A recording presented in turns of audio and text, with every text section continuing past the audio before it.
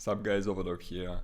I'm gonna do this series of reviews of gamified projects on multiple different chains. I'm starting with Arbitrum, and the first project would be Legend of Eros. I mean, projects are in no particular order, it's just when I see them, I'm gonna make a little bit of research and then make a video on it. That's basically it. So, Legend of Eros, it's on Arbitrum. When you get to the website, it just says that it's sold out, meaning that the mint of the initial NFTs is over. The first thing that comes to mind is that there is no white paper here. Now, I don't necessarily believe that the white paper has to be present for the projects to be successful, but I think it's always a good idea to put as much information and as much description of the in-game systems and how the whole thing is gonna work into that for the potential adopters of that. But nevertheless, so we're just gonna go through descriptions on the website, I guess. What is Eros NFT about? So Eros is basically the fantasy world, obviously. There are 6,000 NFT that's already been minted. We're gonna come back to that later. Each NFT represents one of the 6,000 warriors on Eros who must unite to save the planet from the dark forces and have taken over the planet. Okay, game features. Alright, that's something. Airdrops. Eros play to earn token airdrops for being early investors in the projects once we mint our in-world P2E token. Quest. Eros NFT holders will complete quests in the form of Web3 minigames built around the world of Eros. Quests may advance the story of rewards users with NFTs, tokens, and ETH. Mystical creatures. Magical world is not complete without enchanting mystical creatures. Eros NFT holders will receive mystical creatures NFT airdrops, which will join forces on their journey to defeat the dark forces. Game Salad will be creating a special version of the game editor with various smart contracts that allow Eros NFT holders to build their own quests and games. So this is basically working not as a game, but rather as a platform for other people to build their own mini games. Full ownership. Spending days building your character features and experience will not be lost as you maintain full ownership, allowing you to import your NFT into future games. Then we have a little bit of lore on the world, what this is. There you go, utility. This is the same as here, right? Yeah. Same stuff. Join and follow the community, there's Twitter, and there's a Discord. Okay, what else do we have on the website? Eros story. So there is a little bit of lore here with the map. Talking about some regions. Well, that doesn't really tell us much about the project. Eros team. The team is basically listed as online profiles, not as real people. That's also, well, for me that would be a concern. Our vision. If we want the Web2 users to come over to Web3, we also need to provide tools to integrate existing Web2 applications into the Web3.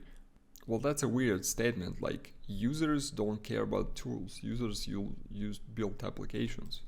If you mean developers, that's another thing, but okay.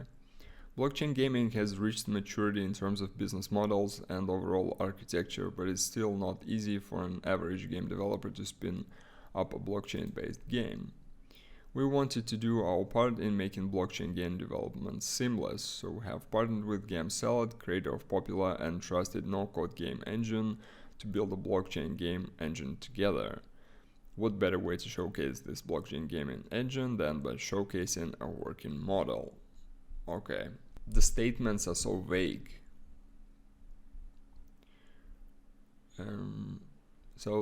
Who's listed here? 2 founders, 1 blockchain developer, 2 blockchain developers, community moderator, P2E architect, and the web developer. That's quite a small team, but this would be enough, I guess, for the small indie project. join the crew, okay, mint soon, and you get back to this page. Alright, the roadmap, it's just in the form of like text, I guess. Release the POC RPG minigame Dungeons on testnet within 30 days of NFT mint for the Eros community to participate in game testing. Now we're gonna go to this POC later.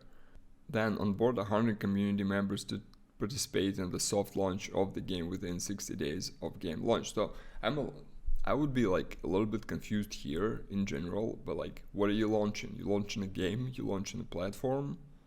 Like, what launch are we talking about?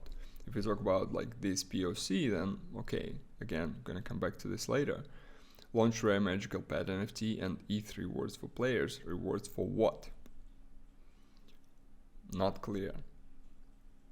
Playable game for Eros NFT holders within 90 days after mint with ETH airdrop for users who complete all the P2E quests successfully. Continue to build each part of the Eros world through playable RPG quests for each of the parts of the Eros world: Kingdom of Living, the Flying Fortress, Gloomy Woods, well, that's just the regions, leading to the final battle of the City of the Dead all through 2023. And then we have launch P2E gaming engine and co-create NFT gated games with Arbitrum ecosystem NFT communities. So again, this like, when you read this, like, this is so vague. What exactly are you guys doing? Alright, so what do we have right now? So there is a collection of 6,000 NFTs, and they've been minted in November. Now is the start of the March, so it's been at least 3.5 months. And if we look at analytics, we can see that the floor price on those has been dropping since the release, and it continues to slide down.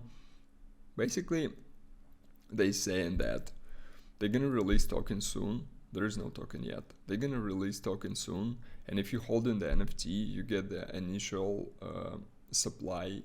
Well, you get part of the initial supply airdrop. And then if you complete quests on Crew website, Crew 3, and you need a certain amount of experience in order to get an additional amount of tokens when they launch.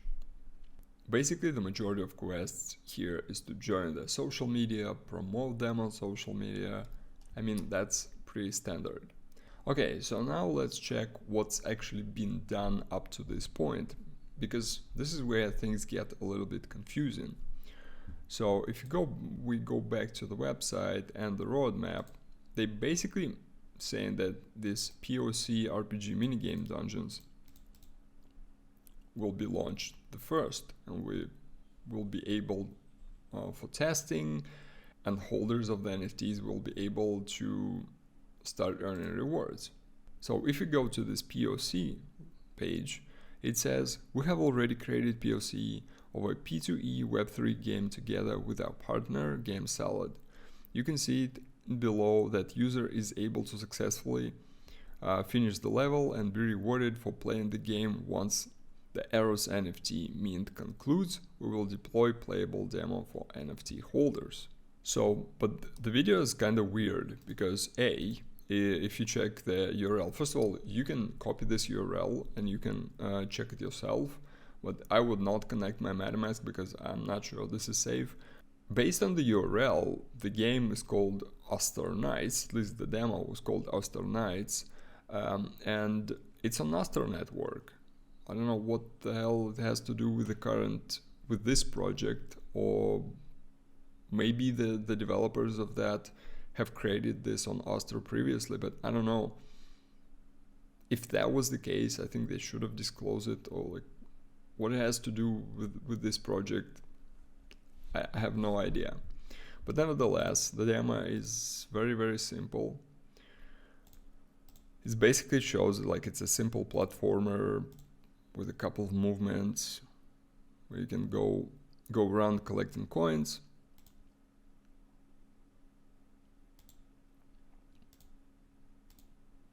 And at the end of the level, it says you gained 0.3 tokens, in this case Aster tokens, and they show MetaMask, but again, it's very hard to actually confirm that that MetaMask transaction was actually due to this game, because it's like, it's not popping up here, right? You can see that this is the browser, you can see the MetaMask.